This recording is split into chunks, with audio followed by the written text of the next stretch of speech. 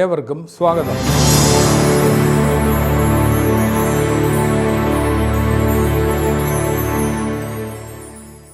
ഞാൻ advocate Harish Mahadevan. Criminal ലോയിലും IPRലും സ്പെഷ്യലൈസ് ചെയ്യുന്നു.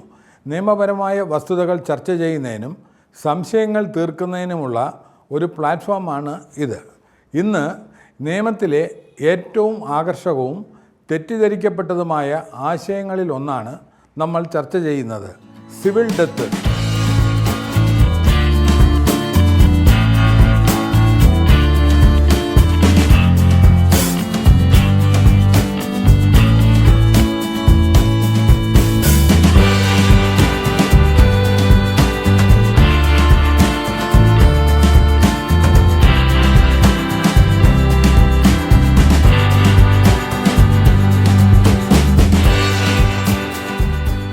ഞാൻ പറയാൻ പോകുന്ന ഈ സാഹചര്യം ഒന്ന് സങ്കല്പിക്കുക.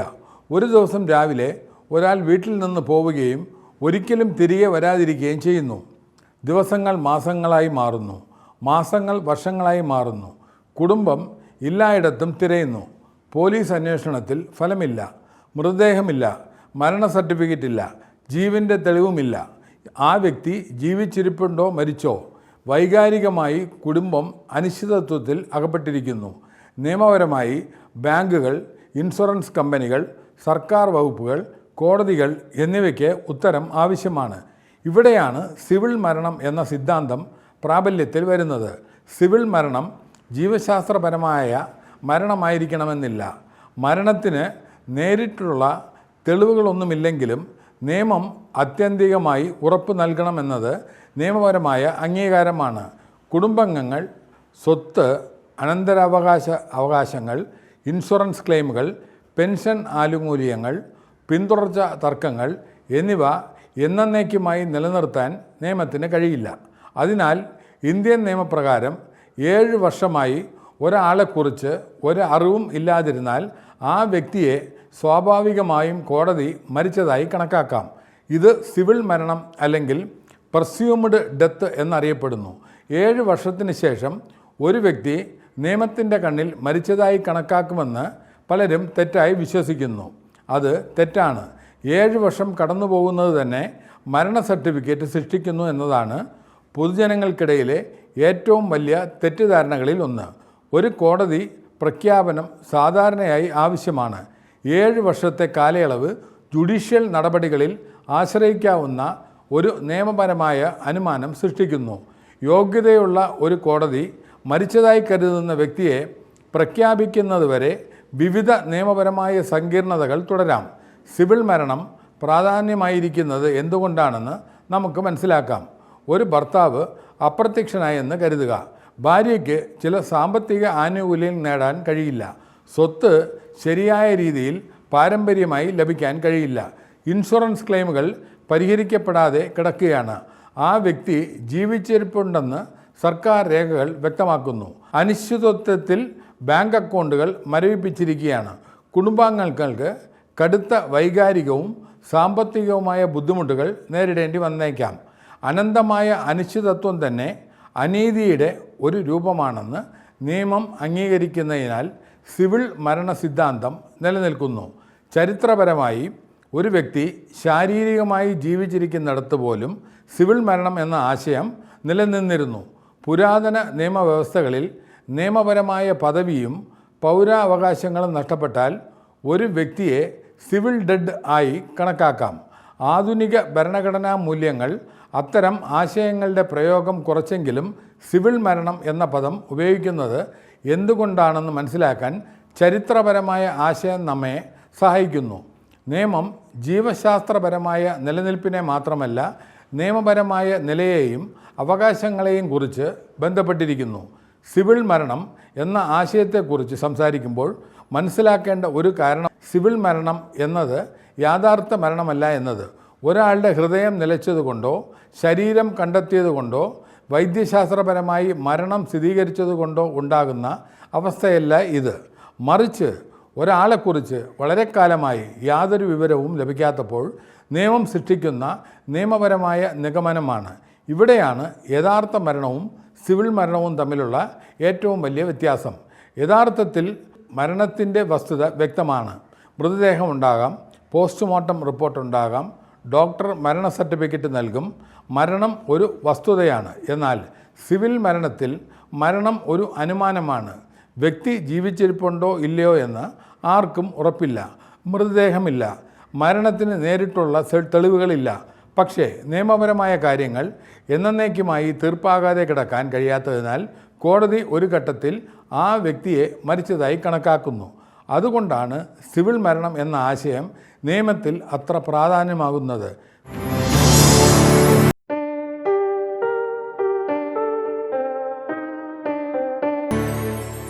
സിവിൽ മരണം പ്രഖ്യാപിക്കപ്പെട്ടാൽ ആ വ്യക്തിയുടെ നിയമപരമായ സ്ഥിതിയിൽ വലിയ മാറ്റങ്ങളുണ്ടാകുന്നു. സർക്കാർ രേഖകളിൽ ആ വ്യക്തിയെ മരിച്ചതായി പരിഗണിക്കാം. അദ്ദേഹത്തിൻ്റെ സ്വത്ത് അനന്തരാവകാശികൾക്ക് കൈമാറപ്പെടാം. ബാങ്ക് അക്കൗണ്ടുകൾ അടയ്ക്കപ്പെടാം. ഇൻഷുറൻസ് തുക വിതരണം ചെയ്യപ്പെടാം. പെൻഷൻ ആനുകൂല്യങ്ങൾ കുടുംബത്തിന് ലഭിക്കാം. ചില സാഹചര്യങ്ങളിൽ ഭാര്യയ്ക്കോ ഭർത്താവിനോ പുതിയ ജീവിതം ആരംഭിക്കാനുള്ള നിയമപരമായ വഴികളും തുറക്കപ്പെടാം. മറ്റൊരു രീതിയിൽ പറഞ്ഞാൽ നിയമവ്യവസ്ഥ ആ വ്യക്തിയെ ഇനി സജീവ പൗരനായി കണക്കാക്കാതെ മരിച്ച വ്യക്തിയുടെ നിയമപരമായ നിലയിലാണ് കാണുന്നത്. ഇവിടെയാണ് ഒരു രസകരമായ ചോദ്യം ഉയരുന്നത്. ഒരു വ്യക്തിയെ കോടതി സിവിൽ മരണം പ്രഖ്യാപിച്ചു. 15 വർഷം കഴിഞ്ഞ് അയാൾ ജീവനോടെ തിരികെ വന്നു. അപ്പോൾ എന്ത് സംഭവിക്കും? ആ നിമിഷം മുതൽ അയാൾക്ക് നിയമപരമായ പ്രശ്നങ്ങളുടെ ഒരു വലിയ ശൃംഖല നേരിടേണ്ടി വന്നേക്കാം. ഒന്നാമതായി തൻ്റെ വ്യക്തിത്വം തന്നെ തെളിയിക്കേണ്ടി വരും. ഞാൻ തന്നെയാണ് ആ കാണാതായ വ്യക്തി എന്ന് തെളിയിക്കേണ്ട സാഹചര്യം ഉണ്ടായേക്കാം. രണ്ടാമതായി അദ്ദേഹത്തിൻ്റെ പേരിലുള്ള സ്വത്തുക്കൾ ഇതിനകം അനന്തരാവകാശികൾക്ക് കൈമാറിയിട്ടുണ്ടാകാം. ചില സ്വത്തുകൾ മൂന്നാം കക്ഷികൾക്ക് വിറ്റിട്ടുണ്ടാകാം. ബാങ്ക് നിക്ഷേപങ്ങൾ വിതരണം ചെയ്തിട്ടുണ്ടാകാം. ഇൻഷുറൻസ് തുക കൈമാറിയിട്ടുണ്ടാകാം. മൂന്നാമതായി വോട്ടർ പട്ടികയിൽ നിന്ന് പേര് നീക്കം ചെയ്തിട്ടുണ്ടാകാം. വിവിധ സർക്കാർ രേഖകളിൽ മരിച്ചതായി രേഖപ്പെടുത്തിയിട്ടുണ്ടാകാം. ആ രേഖകൾ വീണ്ടും തിരുത്താനും പുനഃസ്ഥാപിക്കാനും നിയമ നടപടികൾ ആവശ്യമായി വരും. അതിനാൽ സിവിൽ മരണം പ്രഖ്യാപിക്കപ്പെട്ട ഒരാൾ തിരികെ വന്നാൽ അവൻ അവകാശങ്ങളില്ലാത്ത മനുഷ്യനായി തുടരുകയല്ല, എന്നാൽ തൻ്റെ നിയമപരമായ അസ്തിത്വം വീണ്ടും സ്ഥാപിക്കാൻ വലിയ പരിശ്രമവും ചിലപ്പോൾ ദീർഘമായ കോടതി വ്യവഹാരങ്ങളും ആവശ്യമായി വരും. ഇനി മറ്റൊരു തെറ്റിദ്ധാരണയെക്കുറിച്ച് പറയാം. ചിലർ കരുതുന്നത് കടബാധ്യതകളിൽ നിന്ന് രക്ഷപ്പെടാൻ ഒരാൾ 7 വർഷം ഒളിയിൽ പോയാൽ മതി എന്നാണ്. പിന്നീട് കോടതി സിവിൽ മരണം പ്രഖ്യാപിക്കും, കടങ്ങളെല്ലാം ഇല്ലാതാകും എന്നതാണ് അവർ കരുതുന്നത്. നിയമം അത്ര ലളിതമല്ല. സിവിൽ മരണം പ്രഖ്യാപിക്കാൻ വെറും കാണാതാകൽ മാത്രം മതിയാകില്ല. ആ വ്യക്തിയിൽ നിന്ന് സ്വാഭാവികമായി വിവരങ്ങൾ ലഭിക്കേണ്ട ആളുകൾക്ക് 7 വർഷമായി യാതൊരു വിവരവും ലഭിച്ചിട്ടില്ലെന്ന് തെളിയിക്കണം. പോലീസ് അന്വേഷണം, പൊതുജന അറിയിപ്പുകൾ, കുടുംബാംഗങ്ങളുടെ സാക്ഷ്യം, കണ്ടെത്താനുള്ള യഥാർത്ഥ ശ്രമങ്ങൾ തുടങ്ങിയവ കോടതിയെ ബോധ്യപ്പെടുത്തണം. കൂടാതെ ഒരാൾ പിന്നീട് ജീവനോടെ തിരിച്ചെത്തിയാൽ മുൻകാല ബാധ്യതകളെക്കുറിച്ചും അവകാശങ്ങളെക്കുറിച്ചും പുതിയ നിയമപ്രശ്നങ്ങൾ ഉയരാം. അതിനാൽ സിവിൽ മരണം കടം ഒഴിവാക്കാനുള്ള ഒരു നിയമപരമായ ഷോർട്ട് കട്ട് അല്ല. സിവിൽ മരണത്തിൻ്റെ ഏറ്റവും മനുഷ്യസ്നേഹപരമായ വശം ഇതാണ്. നിയമം ഒരു കുടുംബത്തോടെ അനന്തമായി കാത്തിരിക്കുന്നു എന്ന് പറയുന്നില്ല. അതേസമയം കാണാതായ വ്യക്തിയുടെ സാധ്യതയുള്ള അവകാശങ്ങളെയും പൂർണ്ണമായി തള്ളിക്കളയുന്നില്ല. പ്രത്യാശയും പ്രായോഗികതയും തമ്മിലുള്ള ഒരു സന്തുലിതാവസ്ഥ സൃഷ്ടിക്കാനുള്ള ശ്രമമാണ് സിവിൽ ഡെത്ത്. ഇനി നമുക്ക് നിയമപരമായ അടിസ്ഥാനം പരിശോധിക്കാം. പഴയ ഇന്ത്യൻ തെളിവ് നിയമപ്രകാരം സെക്ഷൻ 108 മരണത്തിൻ്റെ അനുമാനത്തെ കൈകാര്യം ചെയ്യുന്നു. 2023 BNS-ന് കീഴിൽ ഈ തത്വം തുടരുന്നു. ഒരു വ്യക്തി ജീവിച്ചിരിപ്പുണ്ടെങ്കിൽ സ്വാഭാവികമായും ആ വ്യക്തിയിൽ നിന്ന് കേൾക്കുമായിരുന്നവർ 7 വർഷമായി ഒരു വ്യക്തിയെക്കുറിച്ച് കേൾക്കാതായപ്പോൾ ആ വ്യക്തി ഇപ്പോഴും ജീവിച്ചിരിപ്പുണ്ടെന്ന് അവകാശപ്പെടുന്ന വ്യക്തിക്കാണ് ഭാരം മാറുന്നതെന്ന് നിയമം പറയുന്നു. ലളിതമായ ഭാഷയിൽ പറഞ്ഞാൽ 7 വർഷത്തെ സമ്പൂർണ്ണ അഭാവത്തിനും നിശബ്ദതയ്ക്കും ശേഷം മരണം അനുമാനിക്കാൻ നിയമം ഒരു കോടതിയെ അനുവദിക്കുന്നു. എന്നിരുന്നാലും പല അഭിഭാഷകരും സാധാരണക്കാരും അവഗണിക്കുന്ന മറ്റൊരു നിർണായക കാര്യമുണ്ട്. മരണത്തിൻ്റെ വസ്തുത മാത്രമാണ് നിയമം അനുമാനിക്കുന്നത്. അത് മരണത്തീയതി അനുമാനിക്കുന്നില്ല. ഈ വ്യത്യാസം വളരെ പ്രധാനമാണ്. 2015 ജനുവരി 1-ന് ഒരു വ്യക്തിയെ കാണാതാവുകയും 7 വർഷത്തിന് ശേഷം ഒരു കോടതി സിവിൽ മരണം പ്രഖ്യാപിക്കുകയും ചെയ്താൽ ആ വ്യക്തി 2015 ജനുവരി 1 മരിച്ചുവെന്ന് കോടതി സ്വയമേവ പറയുന്നില്ല. അനന്തരാവകാശം, ഇൻഷുറൻസ്, പെൻഷൻ, അനുകമ്പയോടെയുള്ള നിയമനം അല്ലെങ്കിൽ പിന്തുടർച്ചാവകാശ തർക്കങ്ങൾ എന്നിവയ്ക്ക് മരണത്തീയതി പ്രസക്തമാണെങ്കിൽ തെളിവുകളുടെ കൃത്യമായ തീയതി പ്രത്യേകം സ്ഥാപിക്കണം. ഈ തത്വം സുപ്രീം കോടതി പലതവണ വ്യക്തമാക്കിയിട്ടുണ്ട്. LIC വേഴ്സസ് അനുരാധയാണ് സുപ്രീം കോടതിയുടെ സുപ്രധാന വിധി. സെക്ഷൻ 108 മരണവുമായി ബന്ധപ്പെട്ട് ഒരു അനുമാനം സൃഷ്ടിക്കുന്നുണ്ടെങ്കിലും മരണത്തിൻ്റെ കൃത്യമായ സമയമോ തീയതിയും സംബന്ധിച്ചല്ലെന്ന് കോടതി നിരീക്ഷിച്ചു. അതിനാൽ മരണം എപ്പോൾ സംഭവിച്ചുവെന്ന് ഒരു അവകാശവാദകന് ലളിതമായി അനുമാനിക്കാൻ കഴിയില്ല. തീയതി നിയമപരമായി പ്രാധാന്യമുള്ളതാണെങ്കിൽ തെളിവുകൾ ആവശ്യമാണ്. അനുകമ്പാപരമായ നിയമനങ്ങൾ ഉൾപ്പെടുന്ന കേസുകളിൽ സുപ്രീം കോടതി അടുത്തിടെ ഈ തത്വം ആവർത്തിച്ചിട്ടുണ്ട്. കാണാതായ വ്യക്തിയെ കാണാതായ ദിവസം മരിച്ചതായി സ്വയമേവ കണക്കാക്കാൻ കഴിയില്ലെന്ന് കോടതി വ്യക്തമാക്കി. നിയമപരമായ കാലയളവിന് ശേഷം മാത്രമാണ് അനുമാനം ഉണ്ടാകുന്നത്. മരണത്തിൻ്റെ ഒരു നിശ്ചിത തീയതി സ്ഥാപിക്കുന്നില്ല. ഇപ്പോൾ ഒരു പ്രായോഗിക ഉദാഹരണം പരിഗണിക്കുക. ചുഴലിക്കാറ്റിൽ ഒരു മത്സ്യത്തൊഴിലാളിയെ കാണാതാവുന്നു. ഒരു മൃതദേഹവും കണ്ടെത്തിയിട്ടില്ല. അദ്ദേഹത്തിൻ്റെ കുടുംബം വർഷങ്ങളോളം കാത്തിരിക്കുന്നു. 7 വർഷത്തിന് ശേഷം അനുമാനിക്കപ്പെട്ട മരണം പ്രഖ്യാപിക്കണമെന്ന് ആവശ്യപ്പെട്ട് അവർ സിവിൽ കോടതിയെ സമീപിക്കുന്നു. കോടതി പ്രഖ്യാപനം അനുവദിച്ചു കഴിഞ്ഞാൽ കുടുംബത്തിന് അത് അനന്തരാവകാശം, സ്വത്തിൻ്റെ പരിവർത്തനം, ഇൻഷുറൻസ് ക്ലെയിമുകൾ, പെൻഷൻ ആനുകൂല്യങ്ങൾ, മറ്റ് നിയമപരമായ ആവശ്യങ്ങൾ എന്നിവയ്ക്കായി ഉപയോഗിക്കാം. സിവിൽ മരണത്തിൻ്റെ യഥാർത്ഥ ജീവിത പ്രയോഗമാണിത്.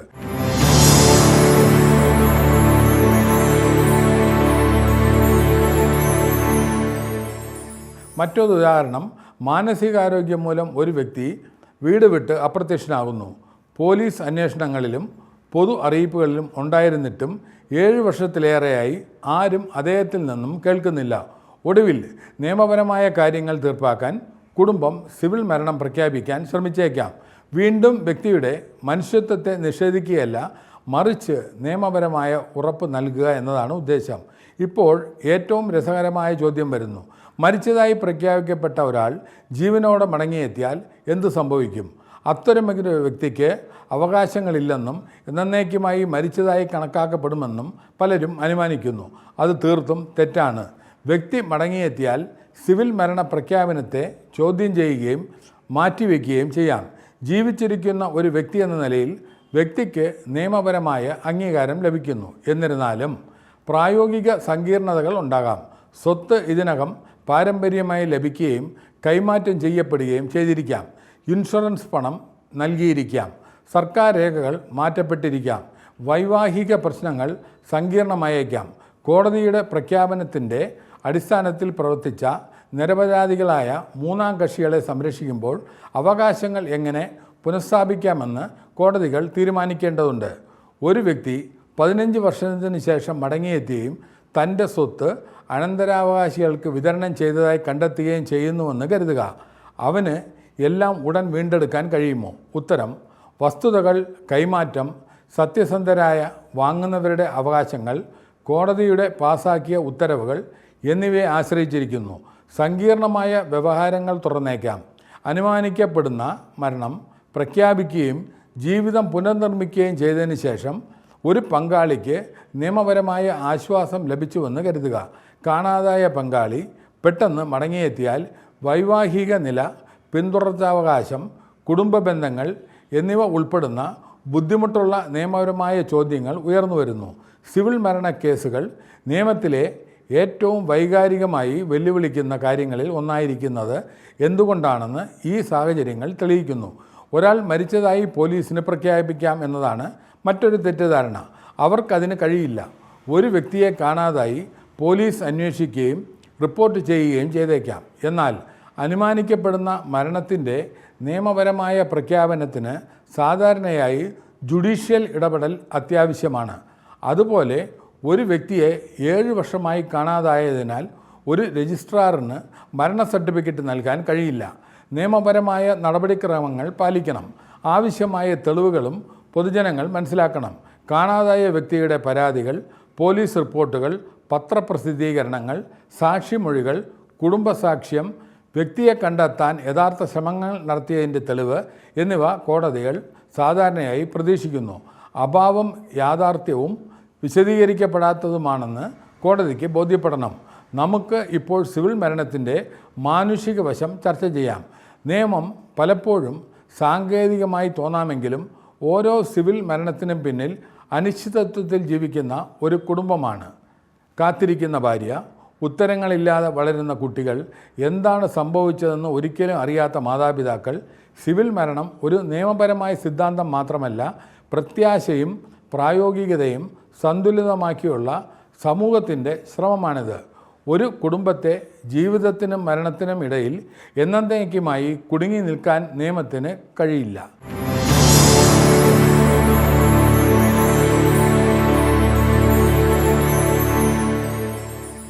സാധാരണ പൗരന്മാർക്ക് നിരവധി സുപ്രധാന പാഠങ്ങളുണ്ട്. ആദ്യം, കാണാതായവർ ഉടൻ തന്നെ പോലീസിൽ റിപ്പോർട്ട് ചെയ്യുക.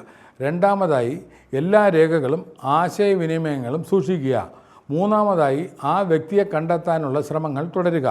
നാലാമതായി, സ്വത്തിൻ്റെയോ ഇൻഷുറൻസിൻ്റെയോ മേൽ ഏതെങ്കിലും അവകാശങ്ങൾ ഏറ്റെടുക്കുന്നതിന് മുമ്പ് നിയമോപദേശം തേടുക. അഞ്ചാമതായി, 7 വർഷം നിയമപരമായ മരണം സ്വയമേവ സൃഷ്ടിക്കുന്നില്ലെന്ന് മനസ്സിലാക്കുക. ഉചിതമായ ജുഡീഷ്യൽ നടപടികൾ ആവശ്യമാണ്. സിവിൽ മരണം നിയമത്തിൻ്റെ ഏറ്റവും ആഴത്തിലുള്ള പ്രവർത്തനങ്ങളിലൊന്നെന്ന് പ്രകടമാക്കുന്നു. കാണാതായ ഒരാൾ ഇപ്പോഴും ജീവിച്ചിരിപ്പുണ്ടെന്ന് നിയമം അംഗീകരിക്കുന്നുണ്ടെങ്കിലും സമൂഹത്തെ അനിശ്ചിതമായി സംശയത്തിൽ നിർത്തിവെക്കാൻ കഴിയില്ലെന്നും അത് അംഗീകരിക്കുന്നു. അനുമാനിക്കപ്പെടുന്ന മരണം എന്ന സിദ്ധാന്തത്തിലൂടെ നിയമവ്യവസ്ഥ അനുകമ്പ, പ്രായോഗികത, നീതി എന്നിവ സന്തുലിതമാക്കുന്നു. പൊതുജനങ്ങളെ സംബന്ധിച്ചിടത്തോളം പ്രധാന വഴിത്തിരിവ് ലളിതമാണ്. സിവിൽ മരണം എന്നത് കാണാതായ ഒരു വ്യക്തിയെ മറക്കുന്നതിനെക്കുറിച്ചല്ല, മറിച്ച് ജീവിതത്തിനും മരണത്തിനും ഇടയിലുള്ള അനിശ്ചിതത്വത്തിൽ കുടുങ്ങിപ്പോയ കുടുംബങ്ങൾക്ക് നിയമപരമായി മുന്നോട്ട് പോകാനുള്ള ഒരു വഴി നൽകുന്നതിനെക്കുറിച്ചാണ്. നിയമം ചിലപ്പോൾ സത്യം കണ്ടെത്താൻ കഴിയില്ല, എന്നാൽ സമൂഹത്തിന് മുന്നോട്ട് പോകാൻ ഒരു തീരുമാനമെങ്കിലും എടുക്കേണ്ടി വരും. ആ തീരുമാനത്തിൻ്റെ പേരാണ് സിവിൽ ഡെത്ത്. സിവിൽ ഡെത്ത് മനസ്സിലാക്കുന്നത് പൗരന്മാരെ അവരുടെ അവകാശങ്ങൾ സംരക്ഷിക്കാനും തെറ്റിദ്ധാരണകൾ ഒഴിവാക്കാനും ഏതൊരു കുടുംബത്തിനും അഭിമുഖീകരിക്കാൻ കഴിയുന്ന ഏറ്റവും ബുദ്ധിമുട്ടുള്ള സാഹചര്യങ്ങളിലൊന്ന് കൈകാര്യം ചെയ്യാനും സഹായിക്കുന്നു. ഈ വിഷയത്തിൽ നിങ്ങൾക്കുള്ള സംശയങ്ങളും തുടർന്നുള്ള എപ്പിസോഡുകളിൽ ഞങ്ങൾ ഉൾപ്പെടുത്തണമെന്ന് നിങ്ങൾ ആഗ്രഹിക്കുന്ന വിഷയങ്ങളും താഴെ കമൻ്റായി ചോദിക്കാവുന്നതാണ്.